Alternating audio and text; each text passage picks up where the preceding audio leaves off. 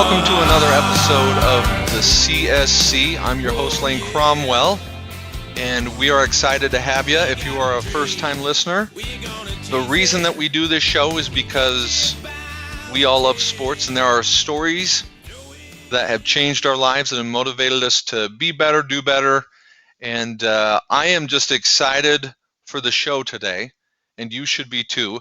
We have an awesome guest on, and actually before I even introduce him, I'm going to tell a story to introduce him. 2 years ago, my son signed up for junior jazz. We signed him up, and I remember going to the basketball court that he was assigned to go to, and I thought, as a father, I think we all kind of go, okay, what clown is going to be my son's coach, or what over the top and overbearing, we're going to have him home every night doing hours of homework on his basketball drills. That's when I ran into our guest today, Mr. Mike Mcdonough. How you doing, Mike? I'm good, Lane. How are you? I am doing great. And I'm going to tell you, he was neither over the top. He was not overwhelmed in any way, shape, or form. My son, ever since he met Coach Mike, as I call him and as my son calls him, he's been fantastic. He's taught him the fundamentals. He's taught him just everything on how to be a great basketball player. And I thought it would just be a treat for you, our audience, to have you on the show today. So thanks for coming on. Well, thank you, Lane. I appreciate it. Yeah, you bet. We're just going to dive right in. One thing, we love stories. We love kind of your personal story, and that's going to actually be my first question is, Mike, tell us a little bit about where did you grow up? What were your first experiences with sports, and who influenced you as you were kind of getting into the game of basketball? Absolutely.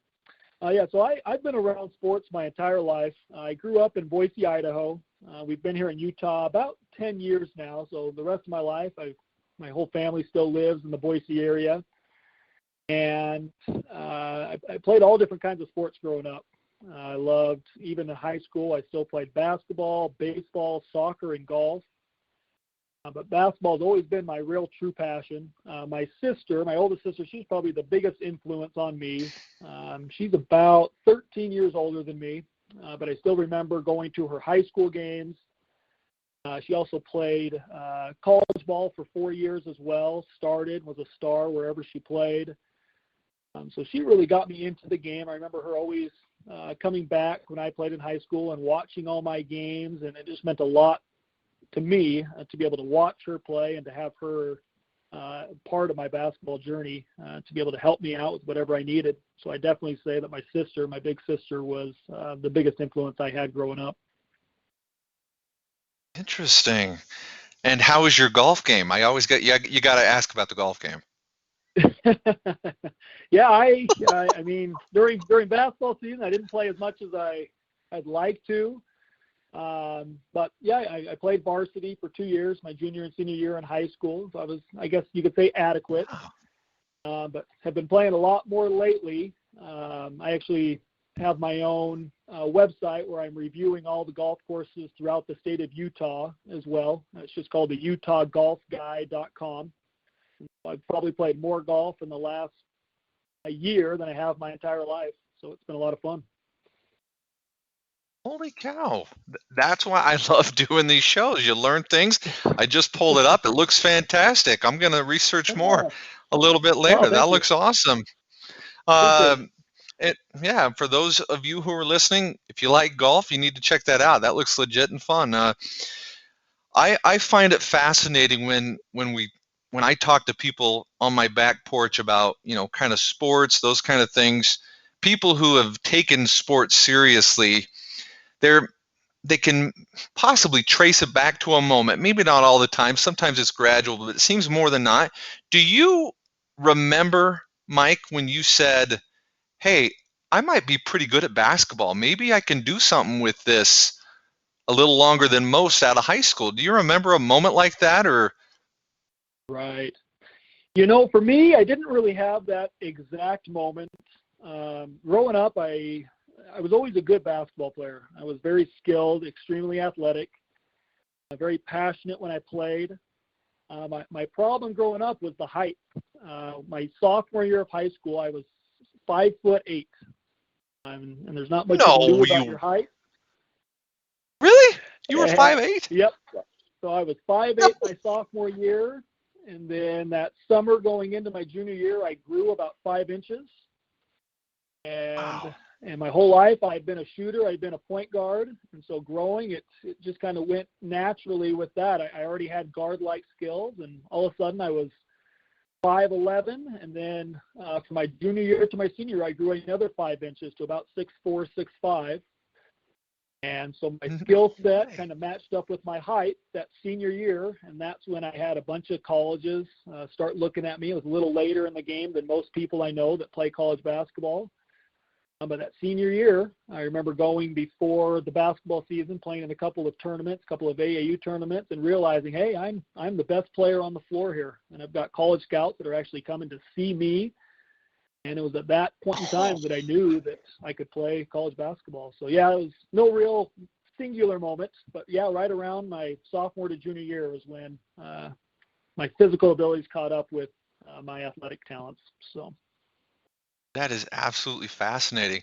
Did you ever have either against a player or maybe a coach showing up, Mike, where you went, holy cow, that's so-and-so, or I can't believe I'm playing against this guy, or I can't believe that coach is in the stand? Did that happen ever? It happened quite a few times, actually. I remember specifically playing up at the Gonzaga basketball camp. Our high school would go there every single year during the summer. And they have their skills academy or their skills camp throughout. And then at the end, they have a team competition where you go through tournaments. And I remember playing in the semifinal game against Luke Rittenauer. He was a great basketball player, played at the University of Oregon for 4 years, took him to the Final Four, and then he played in the NBA for, I think, 11 years. And I remember playing against him, and I think I held him to 24 points. I guarded him the entire game, and I think he averaged over 40 during that entire camp. And really? NBA player to 24 points. It was good to me, but so that was kind of my moment saying, I'm not an NBA player by any means, but playing against these guys that are great recruits, 5-star recruits out there, and at least holding my own, that was a good feeling for sure. So tell our audience, what's that like to make a decision when you have that much, experience, people wanting you? How hard is that to make a decision on one place? I imagine you probably had good relationships with Boise State, Gonzaga, multiple places. Yep, absolutely. It's tough. I mean, you have to figure out where you're a best fit. There's a lot of things that come into play. It's not just a basketball decision, which is what a lot of people think it is as well. It's about the city you're going to live in. It's about the teammates that you're going to be with. It's about the professors, the schools, where you want to live for that point in time. And again, it's a very tough decision. I mean, I wasn't going to go professional after 4 years after 1 year by any means. So I knew this is going to be my place for 4 years. So I had to be a place that I loved. And so, yeah, it was a tough decision. But ultimately I made the decision that was right for me and for my family. Which was? So and I guess this is a long story, but I guess I'll make it relatively quick. I committed to BYU my senior year, and went up there during the summertime and loved the coaches. Coach Cleveland, still one of my favorite coaches to this day.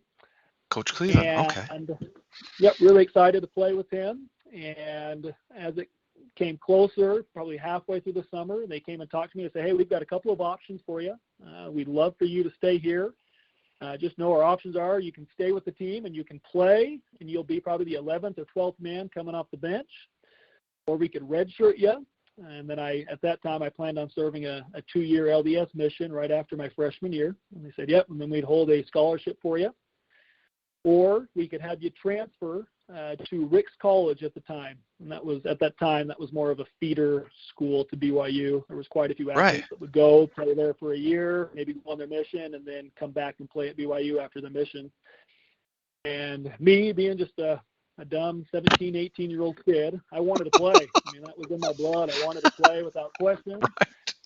And so I decided to transfer over to Rick's College. And so I played there my freshman year. I don't know if you want to get into it right now, but yeah, I only played 3 games to the season, and I broke my ankle. So I only played 3 games collegiately before my mission. So. No way. Holy cow. So that ended your season. You go on a 2-year mission to where? I did. So I served a 2-year mission in Brazil. Oh, okay. And the entire time I had planned on going back to BYU after my mission. They told me they were going to hold a scholarship for me. So super excited about that. And about halfway through my mission, I came down with a parasite, which is pretty common over in South America. Oh, no. Lost about 50 pounds while I was there in about 3-month time span.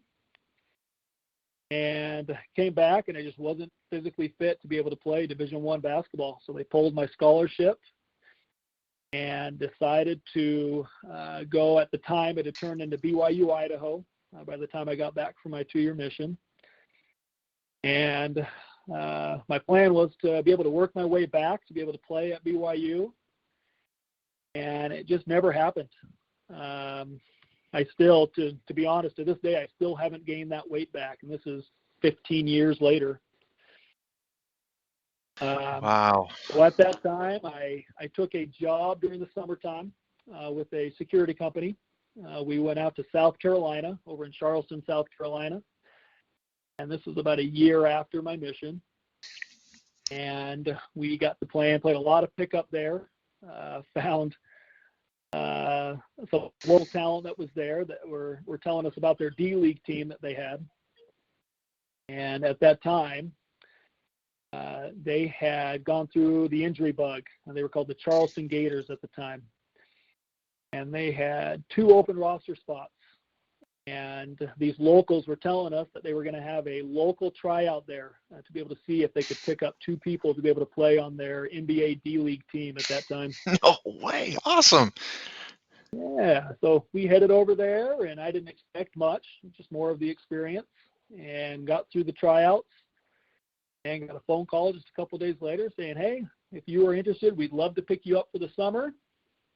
So it was a fantastic experience. So I stayed in Charleston for those 4 months, finished out the season. I came back to school. They invited me to come back out again for that next season. So I went back out to Charleston. I played the last year that they were around in the D-League. That was kind of my backwards way to be able to play professional basketball. So I only played 3 games of college basketball my entire career, and came back and played 2 years professionally for the D-League. Look at you. Better than most, in my opinion. Better than most. Great experience. For those who don't watch golf, that's actually a Tiger Woods. There's a famous call where it's better than most, and it goes in the holes. So, well, I appreciate you sharing that. That's a fantastic story. I appreciate you opening up. You did say you grew up in Boise, and you're a pretty big Boise State fan, as I understand it. I am, yeah. Okay. Would you say you're a bigger Boise State basketball fan or a football fan? I probably equal, probably more for the football side. A lot more success with football, so a lot more to cheer for these last couple of years on the football side. So I'd probably lean more on the football side, but I still cheer for them in basketball as well. Well, I think we all know what time it is. Mike, do you know what time it is? Oh, I don't, but you got me scared. So. It is time for Know Your Team. Here we go. I have some random trivia. We're going to see how well Mike Mcdonough knows his Boise State Broncos. I'm going to throw you some softballs to start off here, Mike. I'm going to throw you some softballs, but then we're going to take it up a notch. What is the nickname for the playing field at the football stadium in Boise? Yeah, that is the Smurf Turf. Smurf Turf. Well done. I'm going to take it up a notch. What opponent has the Boise State football program team played the most? Any idea on that? Boy, that's a great question. Let's see. They had a long-standing rivalry with University of Idaho. So I'm assuming they've played, not recently, they haven't played quite a bit, but they played every year for years and years and years. Idaho State would be a good guess as well. I'm going to go with University of Idaho. Oh, close. It was Idaho State. It was the Bengals. 88 times. They've played them 88. I can't believe you even, I grew up in Idaho. I wouldn't have guessed Idaho State. So, Wow. Holy smokes. Good guess. Okay. I had to look this up. I'm not going to sit here and act like I knew, but what year did the school change its football field color to blue?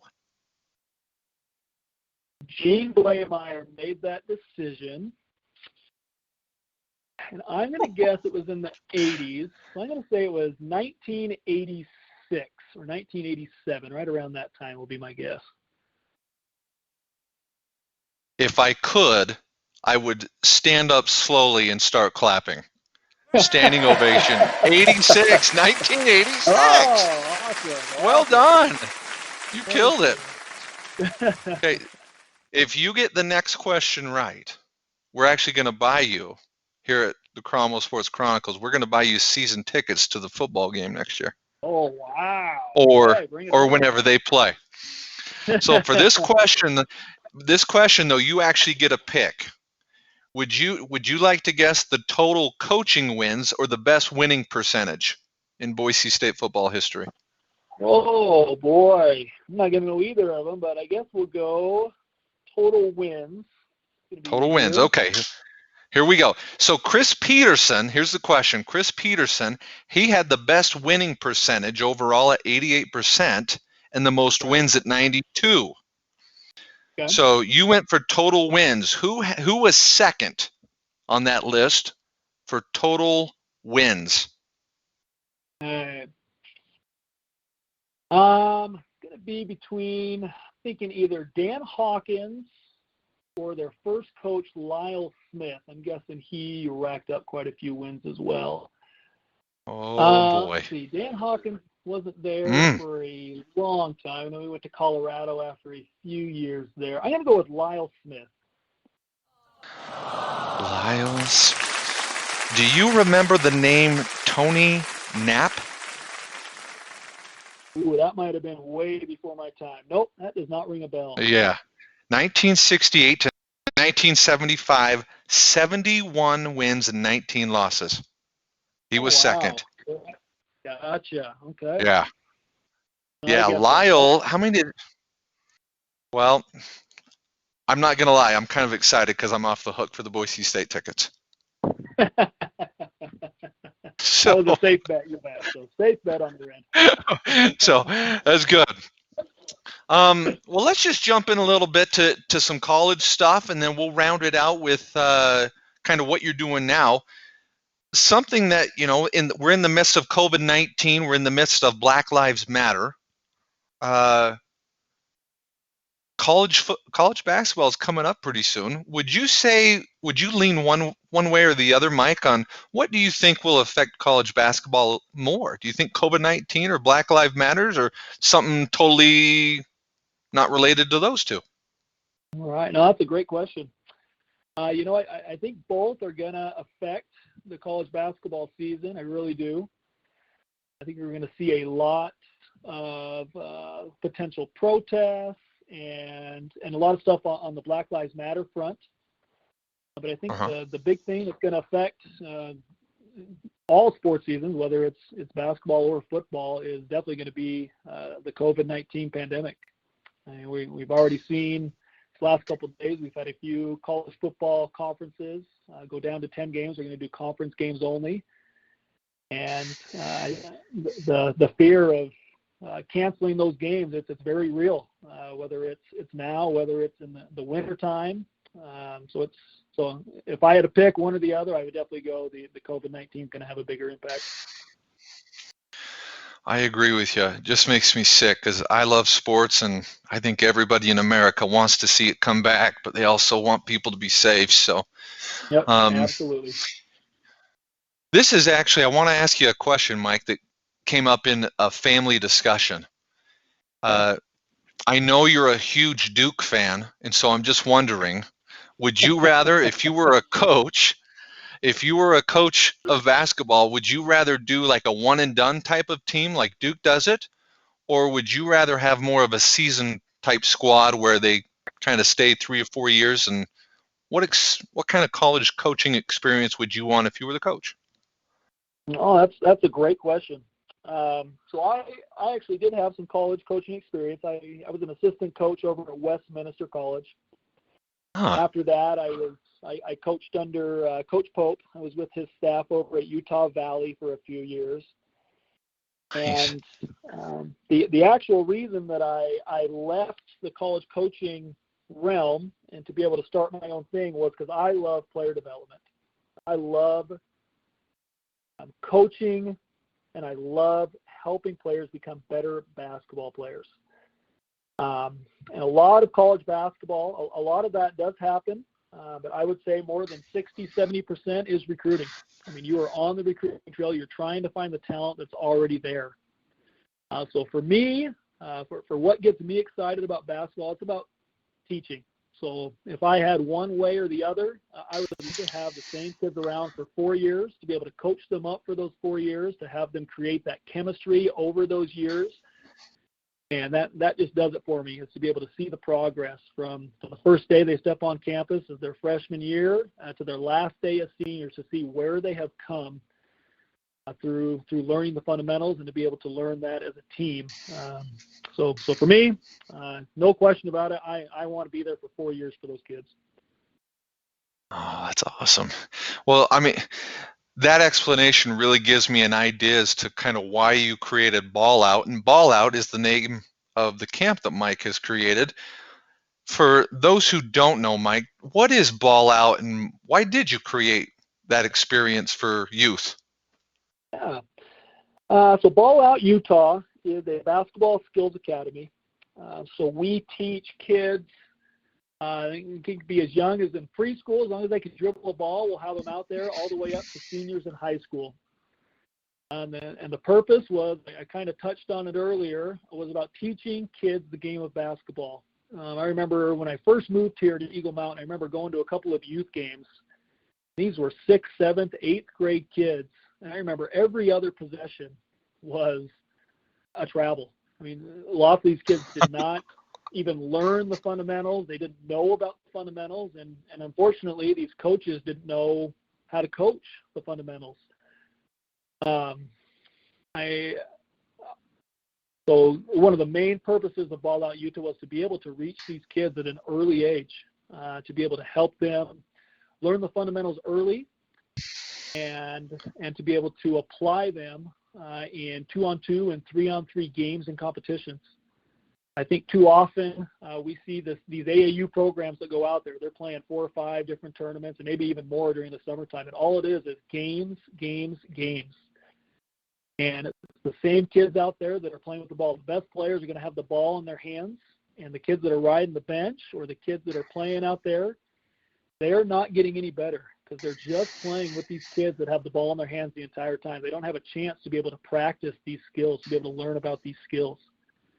I know there's a quote from Charles Barkley that talks about AAU, how it's killing the game of basketball. I wouldn't say it goes that far by any means, but I do think that the youth need to learn the game of basketball before they start playing in games to be able to make themselves better. And at Ball Out, that's what we stress. Probably the first 30 minutes of every session that we teach, it's about individual skill work, about teaching and learning the footwork and the fundamentals of basketball.